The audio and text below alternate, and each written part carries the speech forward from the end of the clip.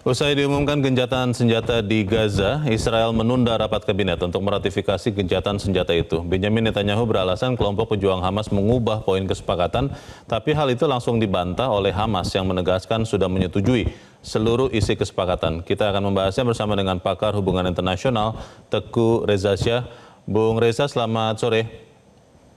Selamat sore, salam dari Bandung. Ya, Pak Reza, kalau kita lihat sebetulnya kesepakatan ini mirip sekali atau sama dengan yang sudah disepakati terlebih dahulu. Apa yang membuat kemudian Israel akhirnya mau menerapkan gencatan senjata ini meskipun masih tertunda pengesahannya? Kalau kita perhatikan budaya politik Israel ya, itu sudah masyarakat Timur Tengah itu sudah hafal itu.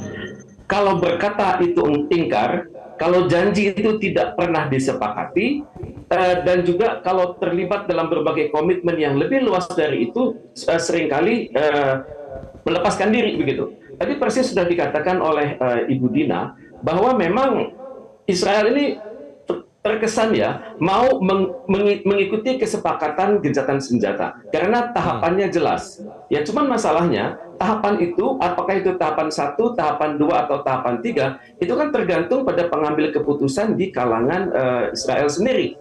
Di kalangan pemerintah Israel masih ada mereka yang garis keras dan garis-garis sedikit lunak. Tapi dari mereka itu mereka saat ini fokus bagaimana caranya memenuhi kesepakatan itu. Misalnya pada tahap 1 atau 6 minggu ke depan, itu dikatakan bahwa Hamas itu harus membebaskan 33 sandera sipil dan militer, terutama sekali wanita dan anak-anak, khususnya warga sipil yang berusia di atas 50 tahun. Sampai tahapan itu oke, tapi pada saat yang sama Israel juga masih berpikir-pikir. Karena menurut kesepakatan yang sudah dibuat itu, Israel harus membebaskan 30 tahanan Palestina untuk setiap sandera sipil yang dibebaskan dan 50 tahanan Palestina untuk setiap satu tentara perempuan. Jadi kalangan parlemen Israel masih bingung-bingung apakah benar satu orang sandera ditukar dengan 30 tahanan Palestina dan juga 50 tahanan Palestina itu untuk setiap satu tentara perempuan Israel, itu sudah fair atau belum gitu ya. Dan kemudian juga mereka masih berpikir-pikir apakah warga Palestina yang mengungsi itu diperkenankan kembali ke kediaman mereka, kan dalam kenyataannya kediaman mereka itu sudah hancur total, dan kalaupun ada kediaman yang masih tersembunyi itu konon sudah diisi oleh masyarakat Israel yang datang dari sudut-sudut Israel dan juga dari luar negeri. Saya mendapat berita dari Amerika Serikat sudah ada yang berlangsung di sana. Jadi juga akan menimbulkan kegoncangan sendiri di Israel karena konon pada tahapan pertama tersebut, selama proses tahap 1 itu berlangsung, maka pasukan Israel akan mundur ke pinggiran Gaza dan warga Palestina dapat kembali ke rumah mereka saat bantuan masuk. Definisi mundur itu sendiri masih membingungkan. Apakah berarti mundur satu peleton khusus, kemudian apakah boleh meninggalkan pos-pos tertentu, pos-pos pemantauan, ataukah boleh pasukan-pasukan Israel yang non-kombatan berada di sana. Jadi pada tahapan 1 pun sudah terjadi kebingungan di kalangan Israel sendiri. Kemudian tahapan kedua atau 42 hari sesudahnya akan berlangsung jika tahapan 1 berjalan dengan baik. Jadi belum ada kejelasan bagaimana menguji tahapan 1 tersebut. Belum ada kejelasan, tapi ini adalah langkah maju terbaik yang sudah terjadi selama sekian puluh bulan sejak Israel menyerang Hamas di Gaza. Kalau Anda lihat, Pak Reza, apakah yang kali ini benar-benar akan terjadi karena memang ada arahan atau tekanan dari Presiden Amerika Serikat Joe Biden, atau seperti apa? Dalam seminggu ini kita akan melihat pelantikan Presiden baru Amerika Serikat. Dan tentunya suasana kejiwaan di Amerika Serikat itu harus mengatakan bahwa mereka sudah berhasil membangun perdamaian di Palestina. Sehingga yang menang adalah Joe Biden akan mengalihkan kekuasaannya kepada Donald Trump dalam suasana damai, dan juga Trump pun akan mulai memimpin Amerika dengan rasa percaya tinggi. Selama ini dia mengatakan pada saat saya tidak ada, krisis di Timur Tengah terjadi, krisis di Rusia Ukraina terjadi, kami kalah dalam perang dagang melawan Cina itu terjadi, dan saya sangat berharap menurut Donald Trump keadaan ini tidak akan terjadi pada masa saya. Tapi siapa yang bisa percaya pada Donald Trump? Karena Trump selalu berbicara dengan nada tinggi, dengan sangat tegas, dan tidak sungkan-sungkan mengkritik negara-negara manapun yang dianggapnya merugikan Amerika Serikat. Tapi bagaimanapun ini adalah suatu start yang baik. Kita di Indonesia perlu bersyukur, tentunya membangun solidaritas juga dengan masyarakat-masyarakat di dunia.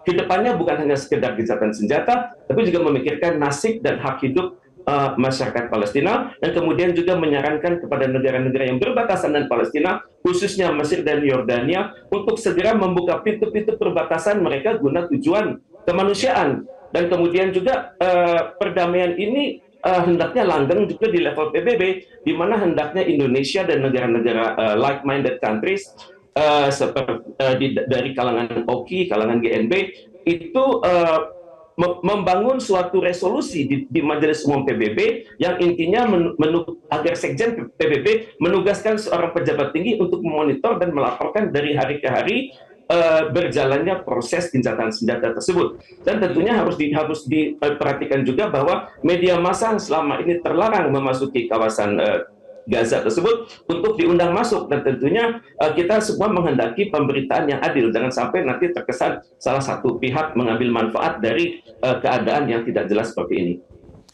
Informasi yang beredar Pak Reza bahwa penyeberangan Rafah diperkirakan akan dibuka mulai 16 Januari. Kalau kita melihat ini sudah terjadi, dan kemudian ada bantuan yang juga akan segera masuk ke Gaza. Ini kondisinya seperti apa Pak Reza? Bila hal ini benar adanya, ya tentunya kita tidak bisa berpikir sebatas tanggal berapa bantuan itu bisa masuk, ya. Kita juga harus berpikir bahwa harus kita buat urutan-urutan dari mulai melewati gerbang sampai tiba kepada masyarakat yang membutuhkan. Jadi jangan sampai bantuan masuk kemudian dipersulit oleh kekuatan-kekuatan sipil yang tidak jelas di tengah jalan, dan juga kita juga harus mengupayakan agar bantuan-bantuan itu yang terutama sekali bantuan-bantuan kesehatan dan bahan makanan itu tetap terjaga higienisnya. Jadi untuk itu tentunya media massa harus mengawasi, dan pihak Mesir dan Yordania yang konon akan membuka perbatasannya tersebut untuk juga benar-benar yakin bahwa barang-barang yang masuk tersebut dalam kondisi barang-barang yang keluar dari wilayah mereka dalam kondisi baik. Yang diharapkan untuk tahap paling pertama ini Pak Reza, tentunya kita berharap adalah gencatan senjata. Tapi sejak informasi bahwa tercapai kesepakatan damai ini masih tetap jatuh korban di Gaza. Bagaimana dunia, termasuk Indonesia tentunya, bisa menekan Israel supaya kemudian selama proses ini dimulai, gencatan senjata itu benar-benar terjadi? Memang benar, pada 24 jam terakhir memang sudah terjadi pemboman di Gaza, ya.